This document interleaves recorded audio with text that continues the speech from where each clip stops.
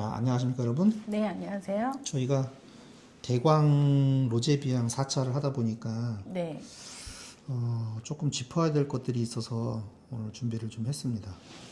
참고로 저희하고 함께 하신 분들만 궁금하신 점을 전화 주시고요. 다른 곳에 하신 분들은 그 의뢰했던 거기다가 하시면 돼요. 네. 다른 데하고 같이 하고 물어보긴 우리한테 물어보고. 그런 분들은 유료 자문. 그런 분들은 유료 자문입니다. 네. 저희하고 함께 하시는 데는 이유가 있어요. 같이 서로가 체크를 해보거든. 네, 그러다 보니까 실수를 할 확률이 좀 적어요. 우리가 모르는 거 우리 구독자분께서 저한테 알려주시고. 네. 왜냐하면 이 법은 세법도 그렇고 청약도 그렇고 계속 개정이 되거든요. 그러니까 우리는 실시간으로 정신없이 그러니까 개정. 우리는 그 바로 전 자료만 갖고 해요. 네, 근데 중간에 바뀌어서 그게 나한테 안 왔어. 네. 나도 몰라. 그렇죠.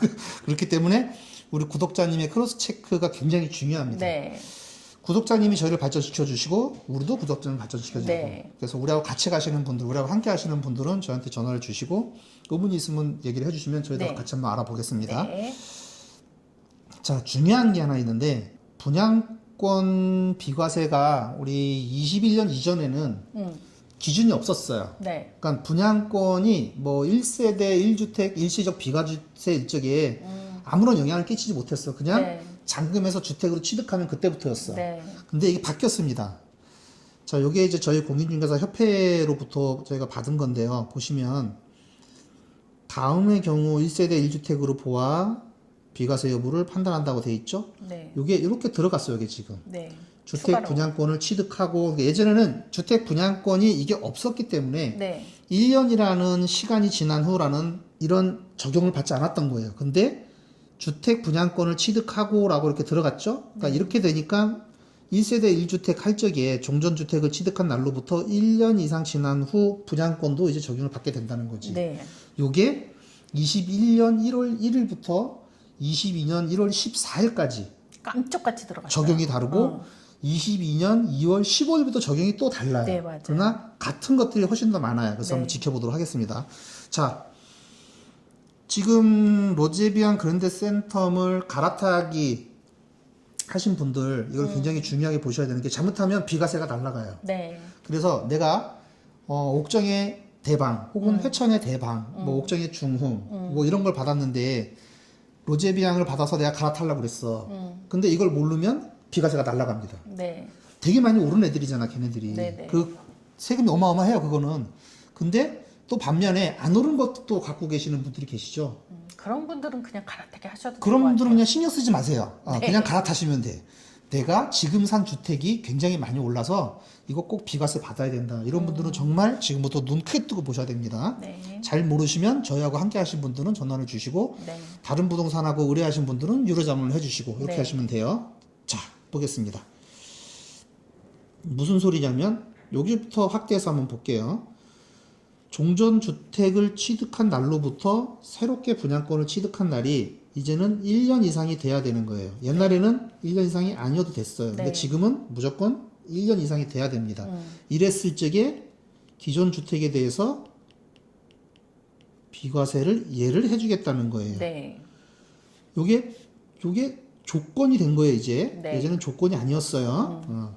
자, 그리고 분양권을 취득한 날로부터,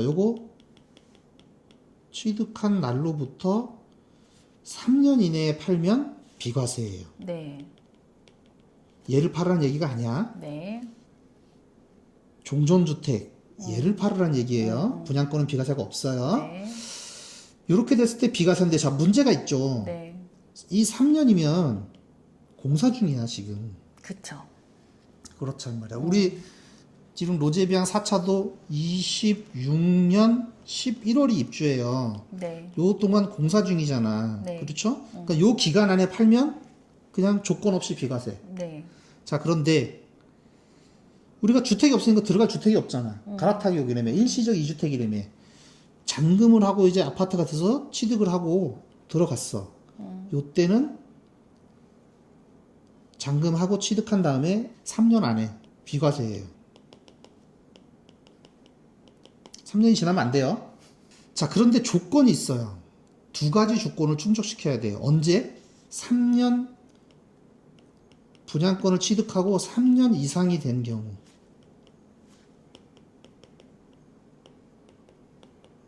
분양권을 취득하고 3년 이상이 된 경우는 무슨 경우예요? 실제 입주한 경우죠. 네. 혹은 잔금한 경우죠. 네. 그러면 총 몇 년이야? 6년이라는 시간이 들은 거예요. 네. 6년이라는 시간 동안 내가 비과세를 봐줬으니 원래 분양권도 주택인데 내가 특별히 너한테 조건을 걸겠다는 거야. 자, 여기 나와 안 나와? 뭐 그 조건을 봐야지 욕을 할지 말지 결정을 하죠. 자, 어디 조건 좀 봅시다. 조건이 짜증이 나요. 자, 여기서 특별히 주목할 부분이 있어요. 3년이 지나. 자, 네. 분양권을 취득하고 3년이 지났다는 얘기예요. 네. 종전주택을 양도하는 경우에는 다음 요건 충족 시만 양도세를 비과세 해주겠다는 건데 두 개예요. 요거 하나, 요거 하나. 네. 첫 번째 거는 요거부터 봐야 돼. 자, 완성된 후 3년 이내에 종전의 주택을 양도할 것. 네. 그 다음에 분양권에 따라 취득하는 주택이 자 완성된 후 3년 이내죠. 네. 요거 같은 날이지. 네. 그 주택으로 세대 전원이 이사하여 네. 1년 이상 계속해서 거주할 것을 요구하는 거야. 많이 까다롭지는 않은 것 같은데요. 자, 그리고 요게 완성된 후 3년 이내에서 1년 이상 계속하여 거주잖아요. 자, 요거는 사후 조건도 돼. 네. 나중에 살아도 된다. 바로 안 살고. 이런 거지. 내가 1년 후에 들어갈 거야. 그런데 내가 지금 팔았어. 잔금하고 1년이 지났어. 네. 근데 내가 지금 팔은 거야. 네. 기존주택을. 원래 비과세 안 되죠? 1년 이상 계속해서 거주할 것을 요구하니까. 근데 얘한테 몇 년이 남았어, 지금? 2년이 남았잖아? 네. 그러니까 요때 들어가서 요 1년을 채우면 네. 된다. 내가 해주겠다는 뜻이야. 조금 애매하죠? 자, 이 3년은 다들 알아. 자, 분양권을 취득하고 3년, 잔금 치고 3년. 자, 이 조건을 다 알아요. 근데 지금 이 조건을 잘 몰랐던 거지. 그렇죠. 다시 깎을 만들어 왔습니다. 여기서 다시 한번 볼게요. 주택이 완성된 후 3년 이내에 그 주택으로 세대 전원이 이사하여 1년 이상 계속 거주할 것을 요구합니다. 네. 요거에 AND라고 그랬어요. 네. 완성된 후 3년 이내에 종전의 주택을 양도해라. 복잡하지. 네. 자, 그런데 전혀 복잡할 게 없는 게 만약에 내가 분양권을 취득 후 건물이 완공되기 전 3년 이내에 팔았대. 그때 이때는 건물이 없으니까 실거주가 없죠. 네. 이때는 상관없어. 그런데 주택이 완성된 후 3년 이내에는 실거주하는 사람들 얘기하는 거잖아. 네. 그러니까 실거주했는지 보겠다는 거죠. 간단합니다. 자, 근데 요게 조금 착오가 있을 수 있는 데가 있어요. 요거 한번 볼게요. 두 가지로 좀 나뉘어요. 21년 1월 1일부터 요거는 내가 잘못 써줬다. 아까 실장님이 지적해 주셨고 요거는 바꿀게요. 24일 아니에요. 자, 21년 1월 1일 이후 분양권을 취득했다면 언제까지냐? 1월 1일부터 22년 2월 14일까지 요때까지 취득한 분양권은 종전주택을 취득한 날로부터 1년 이상이 지난 후에 취득한 분양권이어야 돼요. 언제? 3년 이내에 분양권을 취득한 날로부터 3년 이내에 종전주택을 양도하는 경우에만. 만약에 종전주택을 취득한 날로부터 1년이 안 됐다. 그러면 요 경우로 가면 비과세가 가능해요. 분양권을 취득한 날로부터 3년이 지난 종전주택을 양도하는 경우. 이게 무슨 소리예요? 잔금 후 3년이죠? 네. 요로 가면 돼. 자, 여기서는 비과세를 못 받잖아. 지금 1년 이내에 받았으니까. 그러면 요로 가면 돼. 요로 가면은 21년 1월 1일부터 22년 2월 14일까지 요게 14일이에요.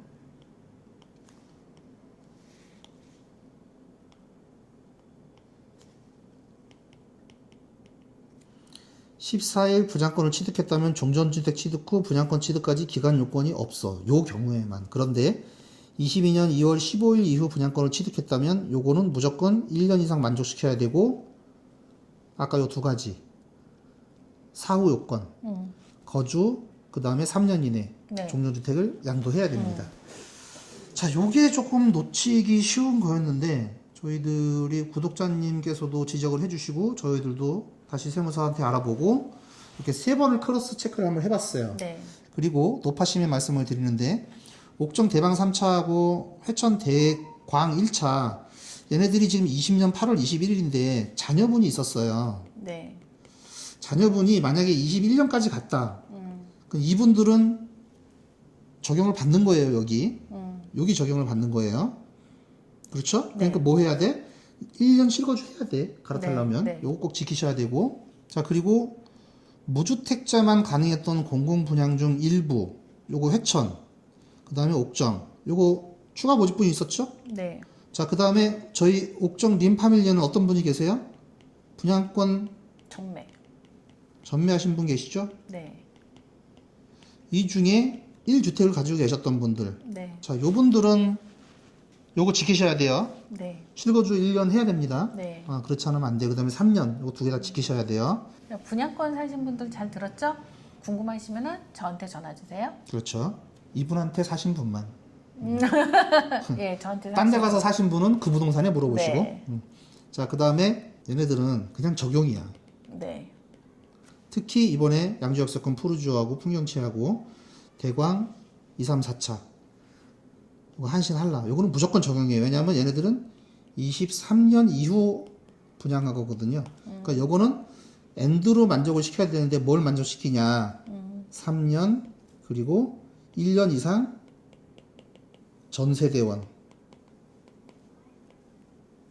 1년 거주 거주 이렇게 만족시키면 돼요. 자, 그런데 이거를 양도할제 이거를 만족시켜 놓는 건 아니고 사후 조건이에요. 네. 양도세 먼저 가면 받으시고 실거주하셔도 돼요. 다만 이 3년은 지키셔야 됩니다. 자, 뭐 좀 간단한 얘기인데 간단하지 않아요. 간단한 얘기인데 그냥 복잡해. 왜? 세무는 원래 복잡해.